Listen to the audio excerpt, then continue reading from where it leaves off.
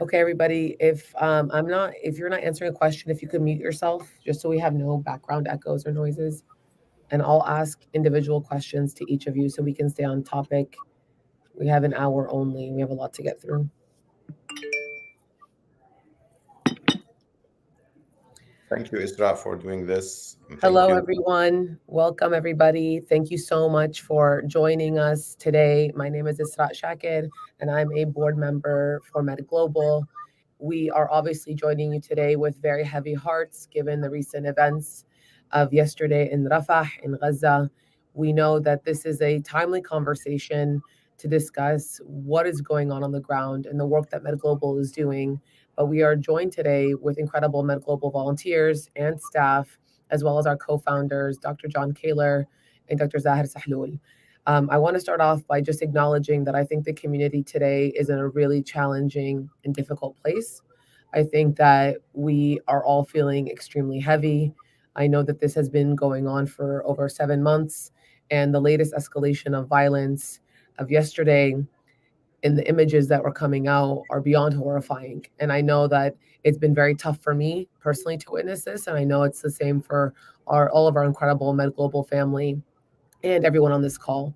So I want to start off with Rajat from Gaza, especially because you are there on the ground, Rajat, witnessing, been living through this, but also coordinating Med Global's response. How are things on the ground today? What can you share with us in terms of reflections as people are reeling from the refugee camp and the tents that were attacked yesterday? Yeah, hi everyone, and thank you, Isra, for having me today. Actually, what happened yesterday is, if I want to speak about, especially yesterday, it was like, I don't know, this is, I will be free in speaking. It was like really a shock for the people because at Rafah area yesterday at the early night they attack tents of people located at Rafah area. So there is a huge number of injured persons. Over 200 persons has been injured and over 50 persons have been killed. The situation was very bad on the ground. The internet is cut. Speak about myself. I have my family beside it. Unfortunately, they are near this pumping. So I'm try to contact the family. So I'm get crazy because I didn't reach them, and I stay all the night, wake up and try to contact them. And thank you for my colleagues from MedGlobal. They support me all the night. So after that, the people start to evacuate the injured and dead persons from this area to the hospital. Unfortunately, there's no hospital at the Sultan area. There's the Emirati hospital, which is deliver maternity services. They start to evacuate the cases to the Emirati hospital, and there's another field hospital operated from one of international organization. At the same time, and it is not like this. We have primary healthcare center located at Al Sultan area, with the global actually. So the people start to evacuate the cases and the injured persons, and they bring these cases to our primary healthcare center at Tal Sultan area. In addition of that, I'm be honored to announce that Mid Global sharing the Minister of Health and establish a trauma stabilization point at Tal Sultan area. This is the first time this trauma stabilization point receive this kind of injured persons inside the Tal Sultan. Yesterday, the situation, if I'm describe it was bad. I think this is a little word that describe what happened on the ground. You know what? From the early morning, I'm contacting the Minister of Health, and they said that the majority of the injured and killed persons was children elderly, and women. And you know what? It is like, if we want to describe the situation, it is this really, it is very bad. The health system is completely collapsed. Over 22 hospitals are out of services.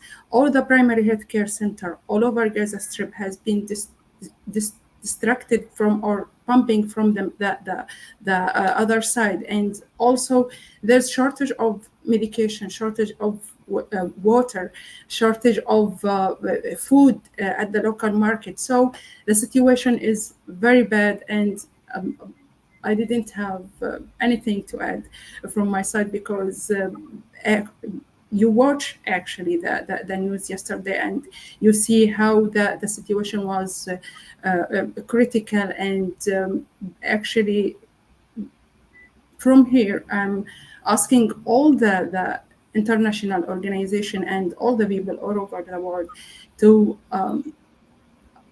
support the people in Gaza. They are in need for their support.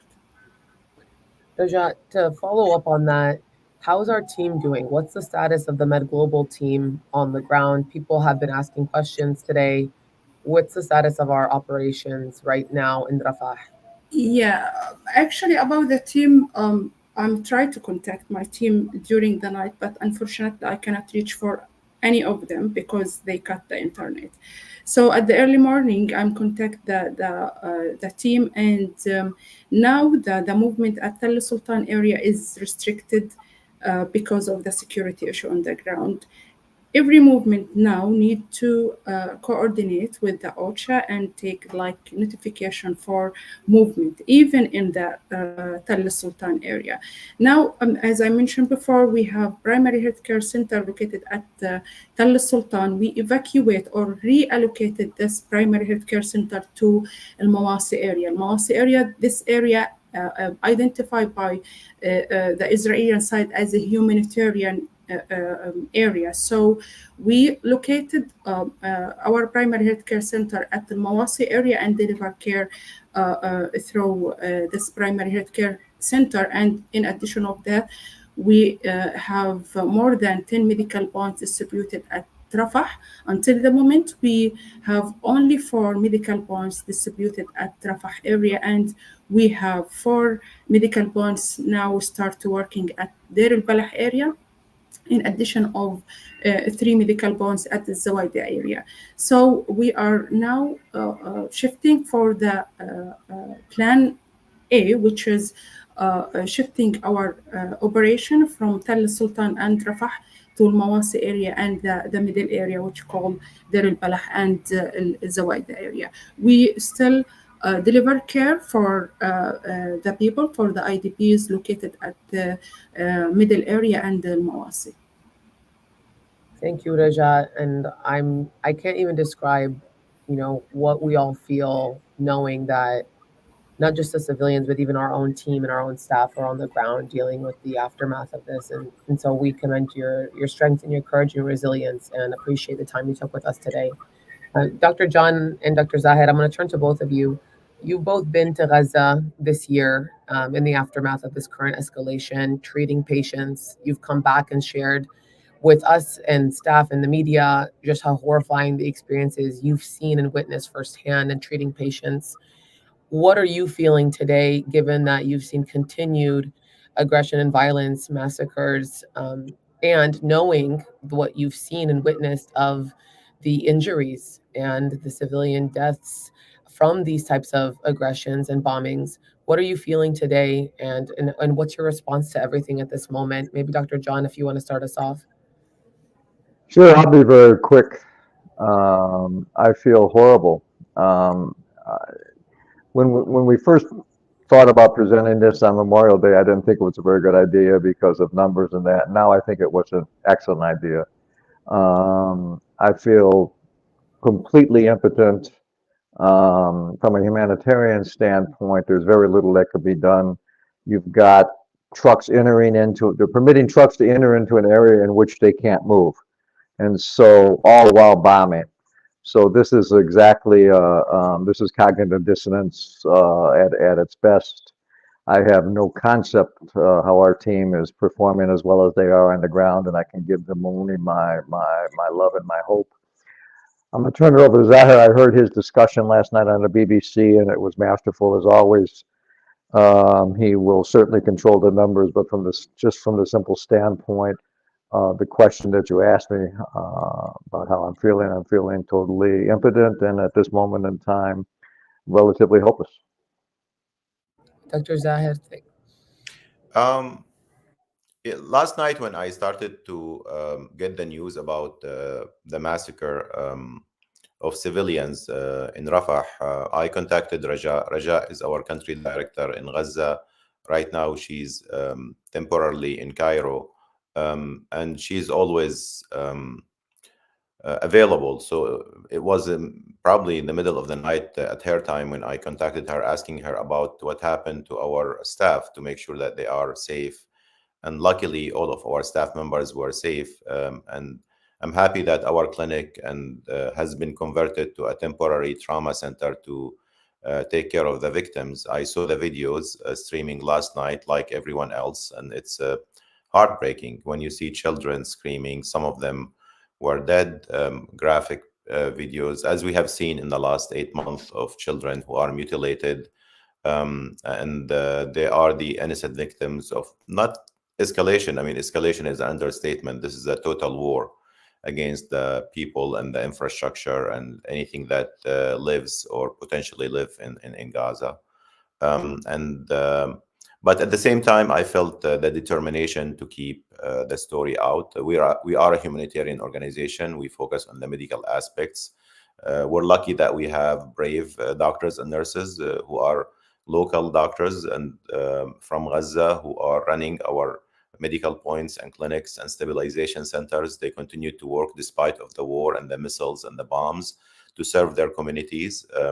And our voices today are important to them because they know that the world has not forgotten about them. We definitely will not forget them. When we were in Gaza with John, and I know that Brenda and Tammy have their own memories, we not only discovered the impact of the war on civilians, which is horrible, and healthcare system, but also the good, welcoming, generous, beautiful, resilient people of Gaza who deserve our support and attention. From a humanitarian perspective, we are worried, as John has mentioned, about the closure of Rafah border crossing, which was the main entry of humanitarian and medical aid, and also doctors and nurses getting into Gaza. Karam Salim border crossing that has opened is not enough to accommodate the need of Gaza. There were some reports of more trucks coming from Karam Salim to compensate for the closure of Rafah border crossing. The war and the missiles in Rafah will disrupt the delivery and distribution of aid, which is as important as the aid itself. Because even if you get aid into Rafah area, how can you distribute it to other areas in Gaza if you have war happening and missiles falling and areas that are blocked? 600,000 people have been displaced from Rafah area in the last couple of weeks since the current offensive happened. These are people who were displaced already from other parts of Gaza, living in tents, displacement centers, and now they are relocated to Deir al-Balah and the middle area, and they don't know what will happen to them. Hospitals have been closed since we were there. Al-Najjar Hospital was the main hospital in Rafah. Now it's not functioning. Nasser Hospital was the main tertiary center in the south. Now it's not functioning or partially functioning. Many other hospitals have been closed. The field hospitals that have been built are not able to accommodate the trauma cases and take care of them. The shortage of medications and medical supplies and food and medicine continued. The famine continued with malnutrition. So all of these comes to mind when we talk about another massacre that killed 45 other people. Unfortunately, almost all of them are civilians and children and women. One civilian killed is too many, and we have seen 35,000 at least who were killed so far, 80,000 who were injured. that this is a tragedy above a tragedy, and it keeps us determined to continue to support the people of Gaza. Thank you, Dr. John and Dr. Zahid. I think you encapsulate how MedGlobal shows up and how it's been showing up in Gaza even before October of last year.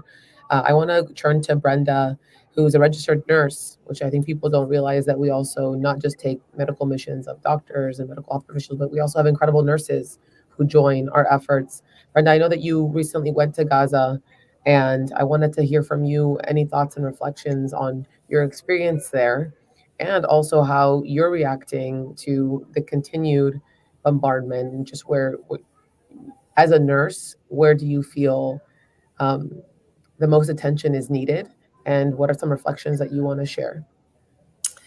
Thank you. I was actually in Gaza 2 years ago with MedGlobal. We went on an educational offering, and at that time, I was there to teach psychological first aid. But what I learned is that you can't teach psychological first aid to a group of people that are not yet in a safe place.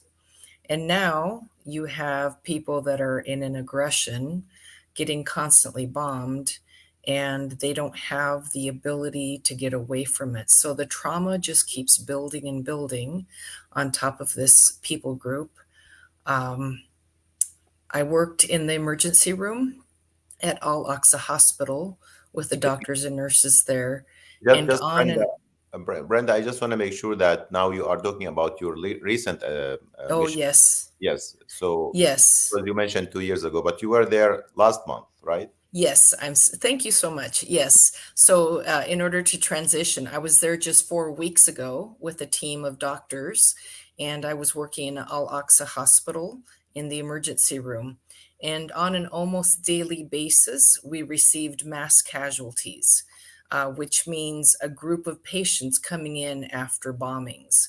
These patients were mostly, I would say, at least 50% children. They would come in with blast injuries, shrapnel, explosive injuries, amputations, severe amputations.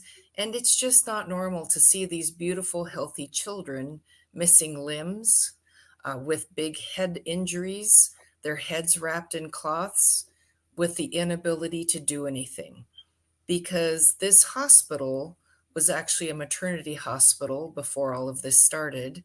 And after Al Shifa Hospital was completely taken out, they've had to transition to being a trauma hospital now. So you're having to do surgeries in the operating theaters that normally would just be doing cesarean sections.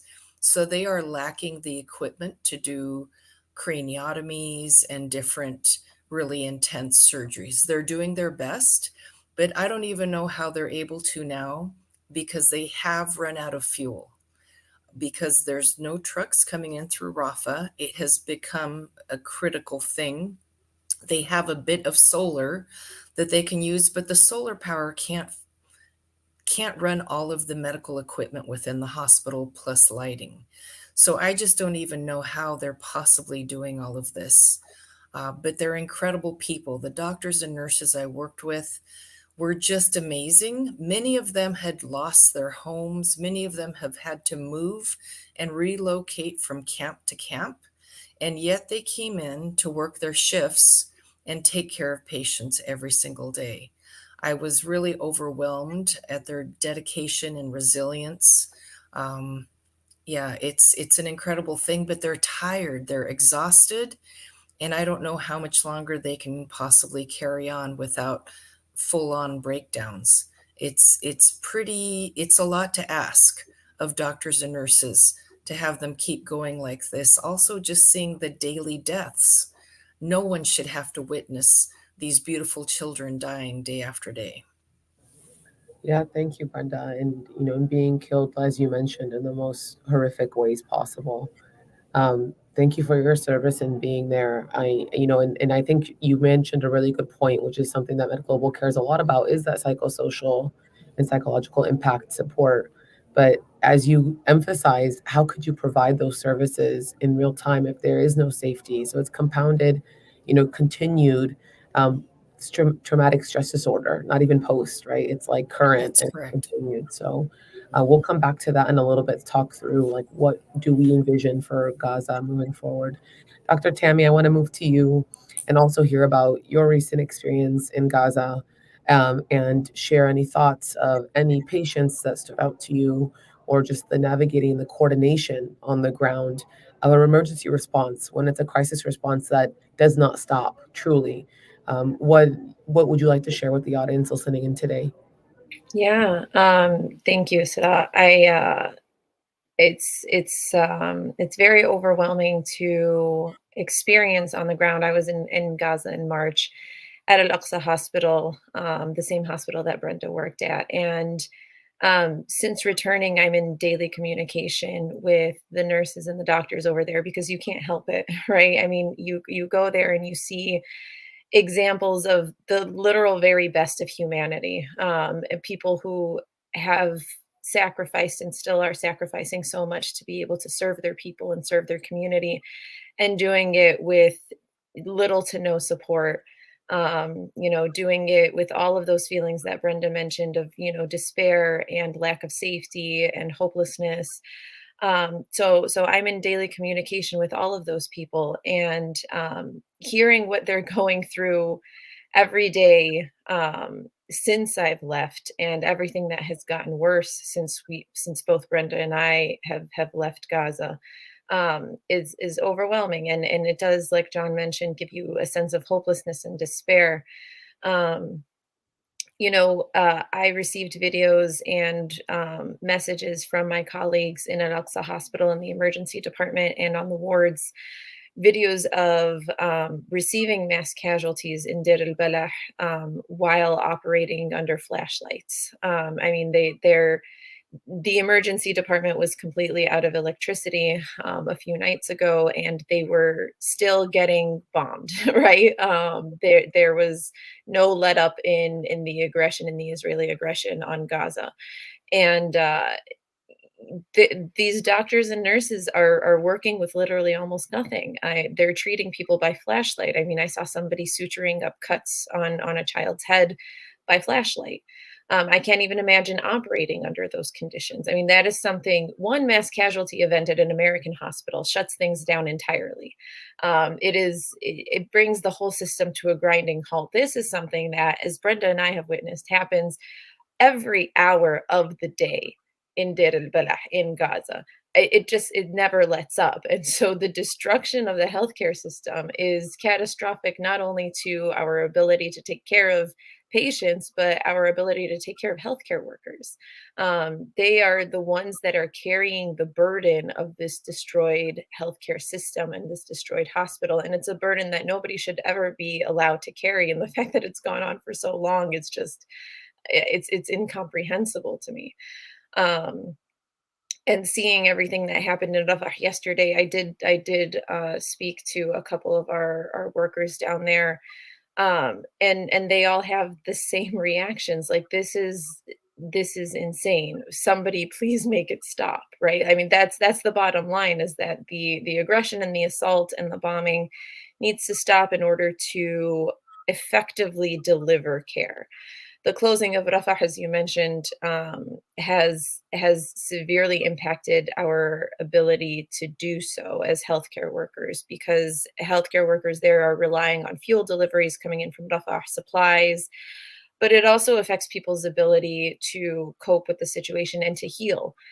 One of the biggest takeaways that I took from my time in Gaza was that even if you have the equipment in the emergency department to deal with the acute trauma, what the Israeli destruction of the healthcare system in Gaza means that even if you survive the first assault, the first crisis, the bombing of your home, the quadcopter attack, the drone attack, your ability to heal is compromised. You will not be able to effectively heal because you need things like antibiotics, nutrition.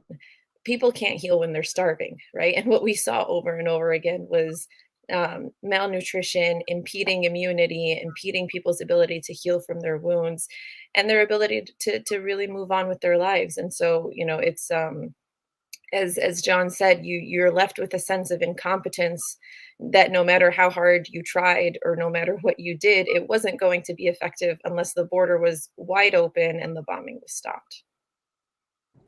Right, which reiterates why MedGlobal has called for an unimpeded, humanitarian access and a permanent immediate ceasefire to be able to do these operations. Shifting over to our current operations on the ground in Gaza, specifically our medical missions, Dr. Zahid and Dr. John, what is the situation currently right now? We've heard a lot of reports of even people, external doctors coming from other countries and organizations being evacuated out of Gaza. Is that the current situation with MedGlobal? And when do you expect to be able to send our medical missions back in to Gaza? Maybe I can start with a couple of comments. The first one is to make sure that everyone understands that our work in Gaza is not conditional to the medical missions. Right. It's not affected by medical missions because our brave doctors and nurses who are from the local communities who are themselves displaced from northern Gaza, Khan Yunis to Rafah, and now Deir al-Balah, and we have also hospital in Beit Lahia that we support. Unfortunately, now it's evacuated because of the siege in Beit Lahia. Are local physicians. So regardless of the border situation, they will continue to serve their community, and we provide them with financial support, with medical supplies when we are able to, and medications, and of course, medical missions when we're able to send. So that's the first thing. 99% of our work is done by local doctors and nurses and humanitarians like Raja. Raja, by the way, is a nurse from Gaza. She's also has a doctorate in public health, and she's been amazing with her team to build an infrastructure that is sustainable. We started in Gaza in 2019. We are registered in Gaza. We do not parachute in and parachute out. That's very important. The second thing is that, of course, we would like to send more medical missions. We've been sending a medical mission during this war every month as part of the World Health Organization EMT initiative. We were able to send about 25 doctors and nurses, including Tammy and Brenda and Dr. John and others from different states and from different countries. We had a group from Australia, doctors who were there last time. We were able to send a medical mission. So we would like to continue to do that. The last two medical missions were blocked because of the closure of Rafah border crossing. Right now, Karam Salim border crossing may be open to humanitarian. We know that MSF team was able to enter Gaza through the Karam Salim border crossing. We hope that the Rafah border crossing also will open at one point. I know that Egypt has been putting a lot of pressure to reopen the border crossing from its side, but there's a lot of dynamics that are in play. Briefly, we will send medical missions when we're able to, and we are trying to coordinate with all parties to make sure that we're able to help the doctors and nurses who are in Gaza. Let me follow up on that, please, because I want to make sure that everyone in the audience realizes that we were there before this crisis. We've been as active in it as we can, and our pledge is to be there for as long as necessary. It's absolutely unknown what the day after is going to be. There's no question this is the birth of it. I mean, what's happening right now in Rafah is finishing up what has been intended for quite a while. And so the birth is happening. It's happening unattended. No one knows what the outcome is going to be, but we will be there. Currently, I am planning on, we have a potential June 12th entry that I certainly will be on. Thanks to Raj's excellent work, we do have projects that span from Rafah to the north of Gaza. And part of what I'll be doing going in will be trying to help to get some of those rolling off the ground. Everything is in chaos right now, of course, but I just want to make sure that everyone in the audience understands that our commitment is to continue not just supporting financially, but supporting actively. Thank you, Dr. John. And Raja, I saw that you wanted to come off mic. You want to talk a little bit more about our programs, as John was just mentioning, and the active, how many staff we have really on the ground, because Dr. Zahid brings up a great point that this is not an organization that just parachutes in. We invest in local leadership and local actors to run our programs. And as a reminder for those who are watching, you can donate today by texting Gaza to 801-801. It's on your screen. Support the work of MedGlobal. This is how we continue to sustain these operations. So your donations are highly, highly appreciated. Rajat, please. Yeah, actually, I want to speak about first about our team on the ground. Um, as a MedGlobal, we start by 4 persons on the ground. You can imagine now we have more than 140 persons working for MedGlobal from Rafah to Beit Lahia, all over Gaza Strip. You can imagine that. Really, I have supported from headquarter and all the team of MedGlobal to build that issue. I'm considering MedGlobal as my baby. We start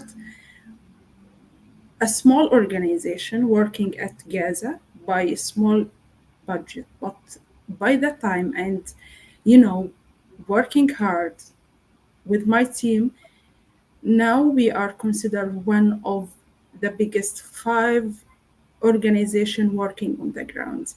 We built a good relationship with WHO, and now we are a partnership with WHO. We established more than 4 stabilization center.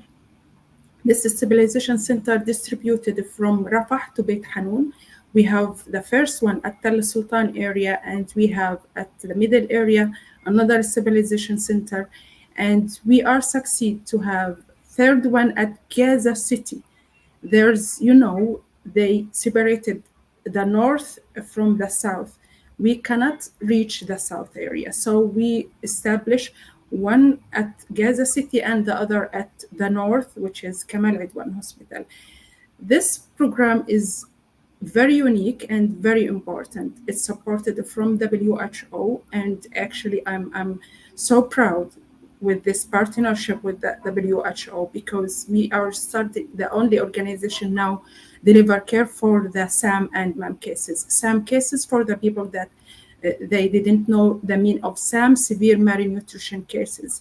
We start at Kamal at Tal Sultan area by stabilization center, and the capacity of the stabilization center was 4 beds. We received the severe cases with a complication. At our stabilization center, we admit the patient for at least 10 days, and we manage the case, and we give care for these cases until they stabilize, and after that we discharge them to the outpatient clinic that receive the SAM cases and moderate cases, and we manage the cases, and we follow up these cases until we shifting them from severe and MAM cases to the normal cases. Actually, I'm so proud from the team that working with us, because they are follow up the cases and they reach them to their tents. One of the cases that consider a successful story for us, we dedicate the cases in their tent, and we discover that they have severe malnutrition with complication. We take this case, our program manager Fatma, I'm so proud of her. She take this case, we refer this case to one of the center. She take this case by herself and do blood investigation and follow up, and she brought food, and she support the family financially and visit the tents. You cannot imagine what we found on the ground. The tent is, there's nothing in the tent. There's no blankets, no food. They have nothing. She did her best to bring food, blankets, mattresses, pillows for this family. And after 2 weeks, we returned back to visit this case, and we surprised the case actually improved and start to play, start to laugh, and also her mother. We start to do the MWAC screening for her. We find her suffering from malnutrition.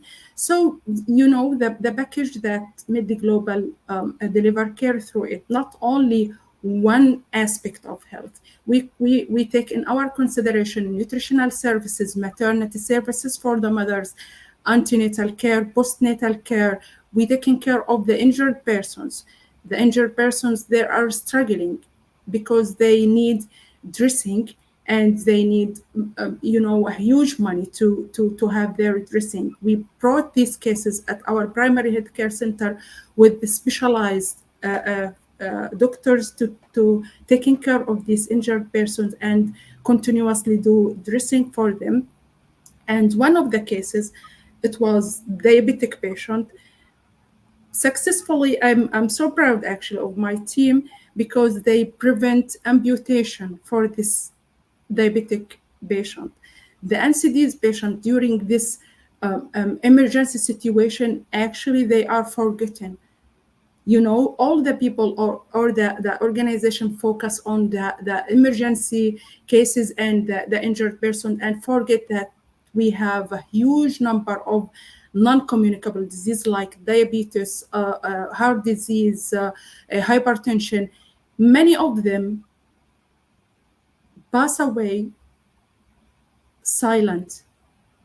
They did without any care, because there's a shortage of medication, there's a shortage of care for these kind of cases on the ground. So I'm so proud of MedGlobal and what are doing on the ground. We cover all the aspects. We actually at Kamal Adwan Hospital, received many reports. During 1 week, we received more than 50 cases of SAM cases and 6 SAM cases with complication. And our team on the ground try to do their best and shifting them and discharge them with improvement of their situation. And in addition of that, we engage the community by raising the awareness for the mothers and the community how to deal with the outbreak of many diseases like hepatitis and diarrhea affected their children. One of the successful issues that we engage the mothers and we learn them how to do the work for their babies to early detect the malnutrition for their baby. And was a successful actually program, because the mother she's the only person that can detect or know if her baby is good or not. So they started the mothers to fight it during the session, and all the mothers ask us, please teach me how to do the screening for my baby. It was a great program actually. In addition of that, you mentioned about the medical mission. Actually, we will send our first medical mission after the closure of Rafah border. Maybe it will be like a pilot. We will send our team at the 12 next month, inshallah, through Karm Abu Salim border. It will be plastic surgeon, in addition of Dr. John, known as a pediatrician, and all the time he supports us at our stabilization center, and he's very active, working all the day, and check many of cases at the stabilization center. I want to speak about a very essential actually program, which is mental health. Mental health is a very essential, especially in this war. Every person on Gaza Strip needs psychological support and mental health intervention. I'm recommended and ask all the time, we need to establish a very sustainable, huge, and focusing mental health program. And actually, we are starting now with one of the local organization working in the ground. We are starting to do mental health or psychological support sessions for the women at our medical points. This is the first, and with the working and support of Dr. Jones and other specialists from outside Gaza, we will, inshallah, implement our projects in mental health. I want to speak something, and actually, about mental health. I am one of the persons that really I am traumatized until now because I'm has been trapped at Shifa Hospital for more than 40 days with my colleague Muhammad Jarrah.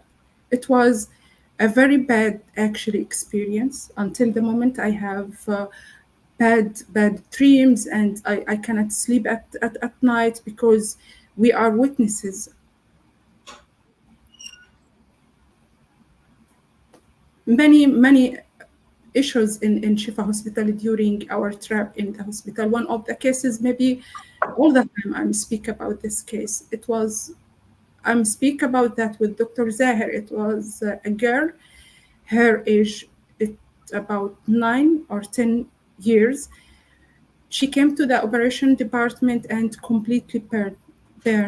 More than 90% of his body was burned, and all the night she was shouting, hi doctor, I go to her. You can imagine what she asked me. She asked me to stay with her at the same bed. But I cannot do that until the moment I feel bad because I didn't lie beside her in the bed. But I cannot do that because until the moment I smell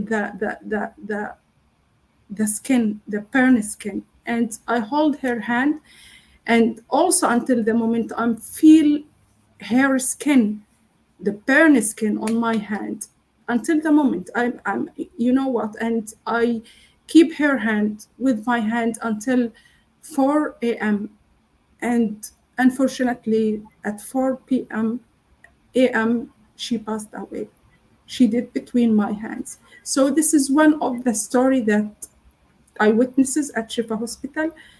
There's many stories. If I want to speak, I will maybe take many hours to speak about what we are facing on the ground.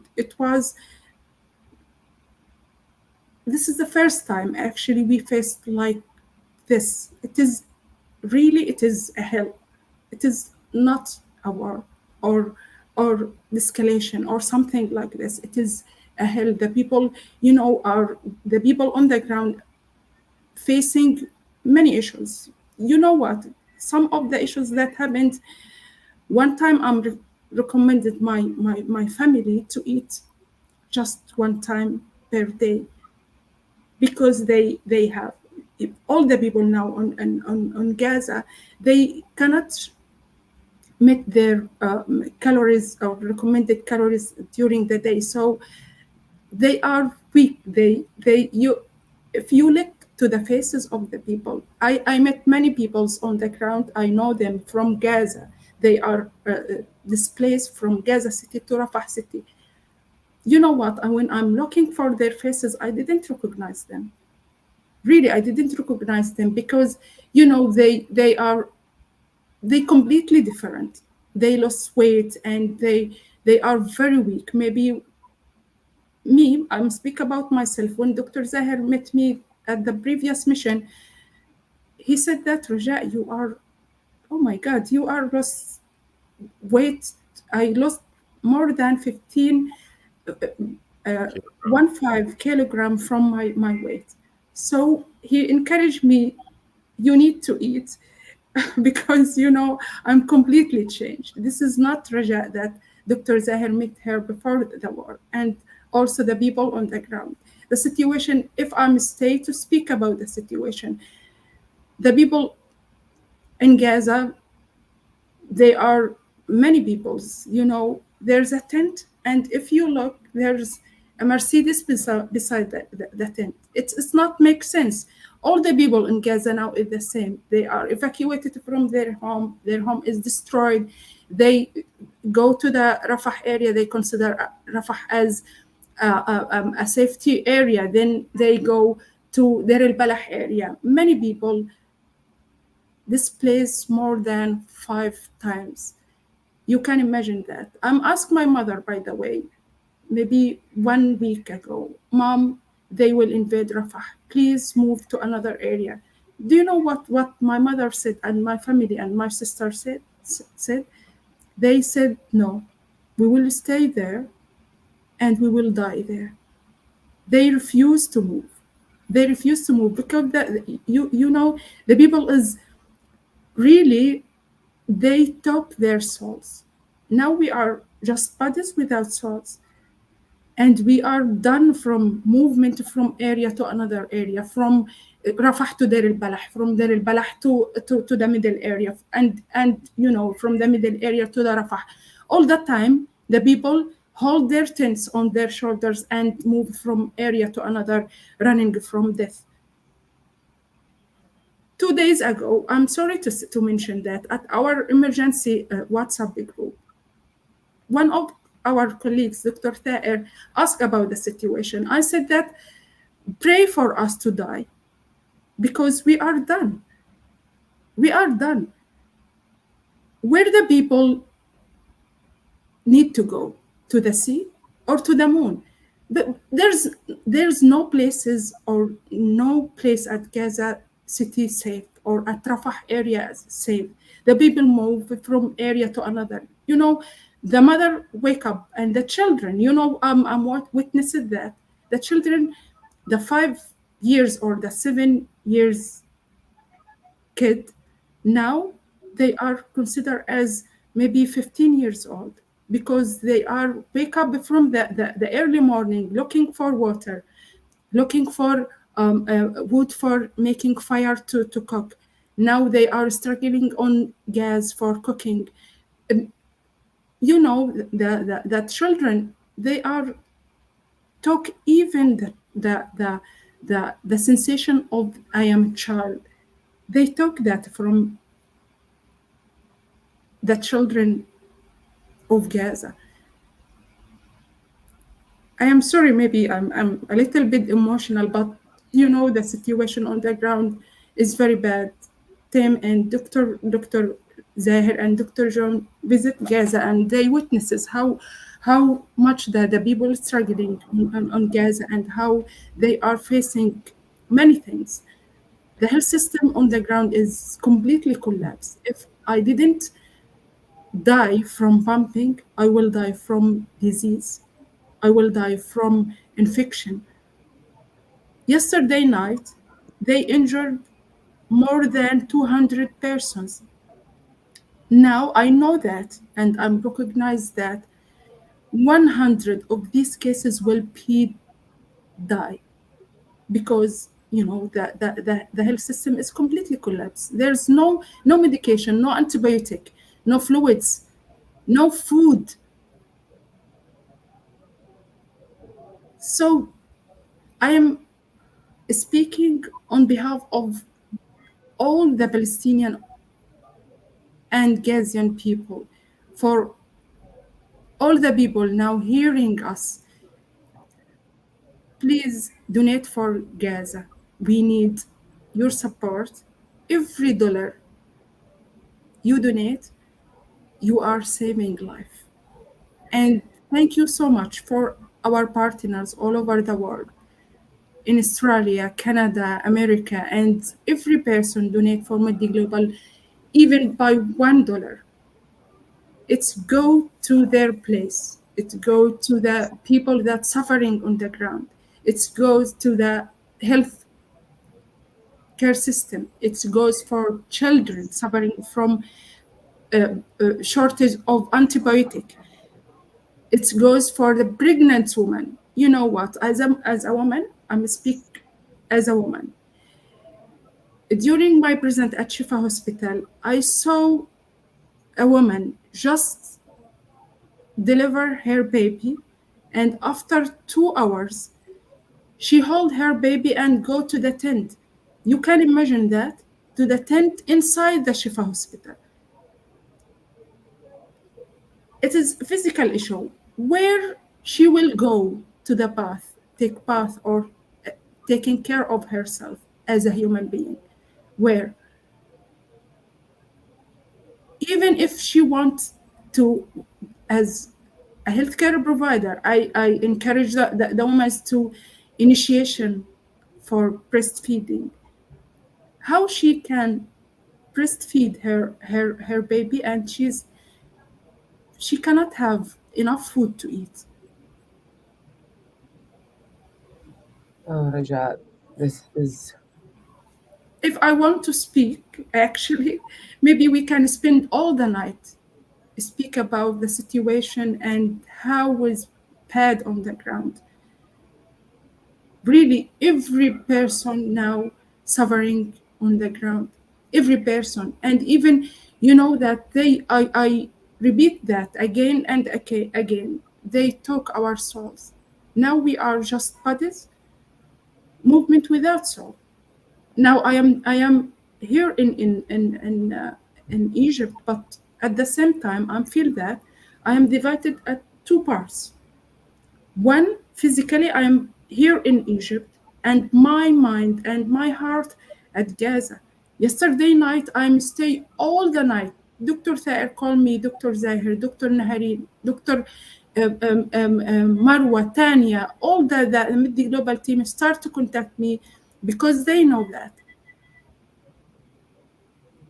I am thinking of all the Gazian people, not only my family, because the people on the ground really need support, need ceasefire. Please, raise my voice. We need to ceasefire soon. What we are waiting for? Until the moment, more than 15,000 children has been killed. What we are waiting for? The majority of the people that have been killed, children and women. What we are waiting for until the Gazian people did, and we will announce ceasefire. We need that. Yes, I'm sorry, Isra. We need ceasefire. We need this mad war to stop. no, you're right. And honestly, we We could are hear you done. all day. We could hear you all day, and it's been so heavy even sitting in this conversation, hearing what you've been describing. And I know you're barely scratching the surface of the horrors that you've witnessed, that you hear, that your family continues to experience. And we can sit in our privileged positions where we are and continue to advocate and do everything that we can. And we just want to acknowledge that what you just shared with us and being vulnerable, that means something. And that carries weight to those that are listening that want to continue to do everything they possibly can to support and ending what we're witnessing. And like you said, the hell on earth that people are experiencing there. Dr. John, I see you want to come off. We have about 7 minutes left in this live. So, Dr. John, if you could come off, please feel free to jump in. Yeah, I'd like to say one thing. Thank you so much, Raja, of course. And we have over 100 listeners, and I want to make sure that they understand the take-home message from Raja. This is you. This is not Yemen. This is not Sudan, where only the poor have to run to escape. This is you. This is your teachers. This is your brothers. This is your sisters. This is 100% of the population. So please, any help is warranted. But even without the help, understand this to your soul. This is you and your families. Thank you, Dr. John. Dr. Zahid, Dr. Tammy, Brenda, any final thoughts from you? From my perspective, I don't think that I would add anything to what Raja has mentioned. I think everyone who has any conscience or has been following the news in the last 8 months understand the situation. We don't have really to talk a lot. I think Raja made it very clear, and people have to act. Acting means supporting the organization that are doing good work in Gaza, spreading the word, contacting your policymakers and telling them that we want to have a ceasefire, and praying for the people of Gaza. Thank you, Dr. Zahid. Brenda, any final thoughts from you? Yes, I mean, I just want to reiterate that those of us that have been there were witness to everything that Raja is saying. We saw all of that happening. This isn't a war. A war takes two sides. It takes two armies, and it isn't. It's civilians being targeted. They're bombing a tent city. And I don't understand what in the world is even going to be the good in that for them? The people can't defend themselves in any way. There is nowhere for them to go. And it is civilians being killed. It is civilians being brought to the hospital. I never saw a single soldier. I never saw any return fire from the side of the walls that we were on. And my heart just is absolutely wrecked by this. If this is not stopped soon, and if the end goal is met, I don't know how I'm even going to be able to live in our society. Honestly, it's just so incredibly disappointing. I think we can all echo that, Brenda. I'm feeling that way. Dr. Tammy? I just want to say that I am so proud and honored to have met Raja and to have met Muhammad and Fadi and the entire MedGlobal team over there, who are not only helping their people, but literally doing it while enduring the worst situation possible. I mean, they are people who have to witness the suffering of their friends and family because this is personal, right? This is not just swooping in and taking care of somebody that you don't know. This is very much personal, and they do it because they feel a duty to the people of Gaza, to their neighbors, to their friends and family. And that can't be overstated. I mean, their work is incredible in light of everything that they've done. Their continued survival is incredible. It's a miracle in and of itself. And so I just want to extend my love to all of them. And I wish I could give you a hug, Mama Rajat, because I've heard so many of the things that you've shared with us in person. And it is really only scratching the surface. And when all is said and done, what we are going to discover are horrors that we could not comprehend. But I think we will also discover stories of resilience and hope. And where there is life, there is always hope. And sometimes you just have to keep working through the darkness in order to get to the other side. But I mean, I'm in awe of Raja and her team. I am in awe of what they're able to do. I'm in awe of my colleagues at Al-Aqsa Hospital over there. And really, I just want to encourage everybody to do everything, as Dr. Zahir said, everything in their power. I mean, this is something that you can't just do casually on a weekend. This is going to demand from everybody everything that they've got in order to put a stop to it. Absolutely. And that was exactly, I think, the best way to wrap this up. It's the fact of the matter is that we all have a responsibility, especially us living in the United States, especially us living in these Western countries that are complicit in what we're witnessing, to do everything that we can to use our voices, to use our resources, to use our privilege and our access, to do everything every single day to stop what's happening in Gaza. If you want to support MedGlobal, there are so many ways to support us.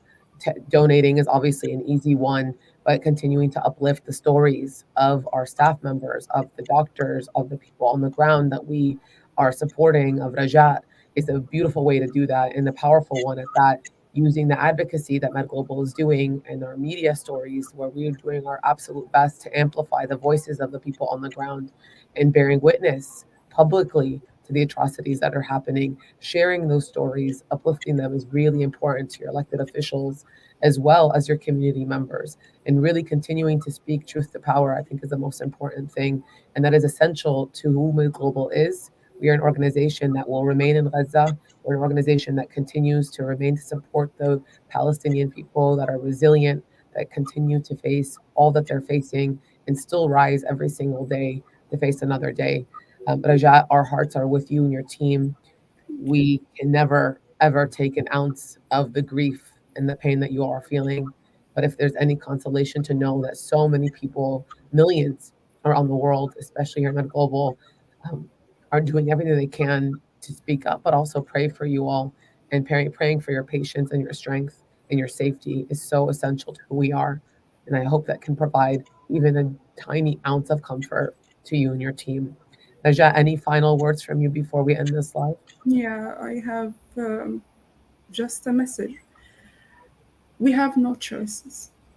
we will stand again and again and again, and we will do our best to deliver care and for the needed persons in Gaza. This is the last thing I want to add, and please pushing and working to cease fire, because every day we lost people from Gaza. Every 3 minutes we lost child. So please cease fire and doing to support that. Thank you so much, Isra. Thank you, Najat, and thank you to Brenda and Dr. Tammy, Dr. John, Dr. Zahid for being on this call today. Thank you for everyone who attended this live, who's watching this. Please, we will have it on our platforms. Share it out with your colleagues and on your networks. Let's continue to amplify these voices and do everything we can to end what's happening in Gaza. Thank you all again, and we will be coming back to you with another live in the near future to keep you updated on all the work that MedGlobal is doing. Thank you all so much. Have a good rest of your day. Wishing you all peace. Happy Memorial Day, everyone. Bye, everyone. Thank you. Bye.